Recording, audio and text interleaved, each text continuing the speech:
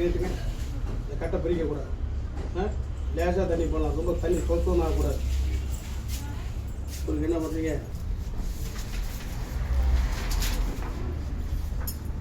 ஐயா, விரல் எலும்பு முறிவு ஏற்பட்டு கட்டு கட்டப்பட்டுள்ளது. மீண்டும் ஒரு வாரம் கழித்து கட்டு போட்டால் போதும். நம்ம வைத்தியசாலை எந்த எலும்பு முறிவாகலாம் கட்டுக்கடி குணப்படுத்திக் கொள்ளலாம். இன்றைக்கி தான் நவீன மருத்துவத்தில் போல்ட் நெட்டு ஸ்க்ரூ ஆணிலாம் வைக்கிறாங்க. அதில் தேவையில்லை. எலும்புகள் தலைமுடி போல் காலில் இருக்கிற நெகம் போல் இயற்கையாக வளர்ந்து கூடும் என்பதுதான் உண்மை. வைத்தியத்தை உடனே வந்திருக்கார். அவருக்கு வைத்தியம் பண்ணி வச்சு மீண்டும் அடுத்த வாரம் வந்தால் சரி. அது போட்டாட்டு அது சரியாகிட்டு இருக்குது. வெடி கொடுக்குங்களா?